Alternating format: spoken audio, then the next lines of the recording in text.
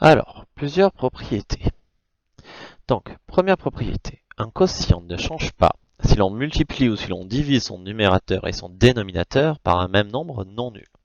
Donc, c'est-à-dire que si on a une fraction a sur b, si on multiplie par k, donc ici un nombre quelconque, le numérateur et le dénominateur, ça reste égal à la fraction d'origine.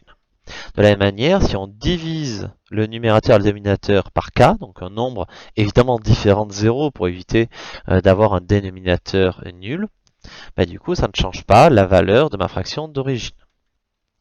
Donc si a, b, c et d désignent des nombres relatifs, tels que b et d soient différents de 0, alors d'après l'égalité des produits en croix, si on a une fraction ab qui est égale à la fraction c sur d, alors forcément a fois d est égal à b fois c.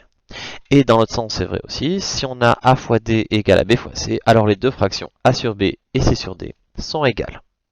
Alors quelques exemples d'utilisation de ces deux propriétés.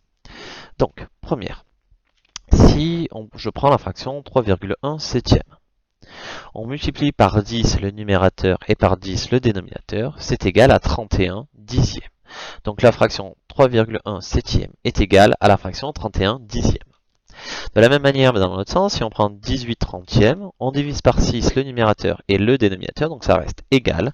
Donc c'est égal à 3 cinquièmes. Maintenant, on va vérifier si les fractions sont égales. Donc pour savoir si la fraction 20 37e et 220 407e sont égales, on va vérifier à l'aide de l'égalité des produits en croix. Donc on va faire 20 fois 407, ce qui est égal à 8140, et 220 fois 37 égale aussi à 8140. Les produits en croix sont égaux, donc les fractions sont égales.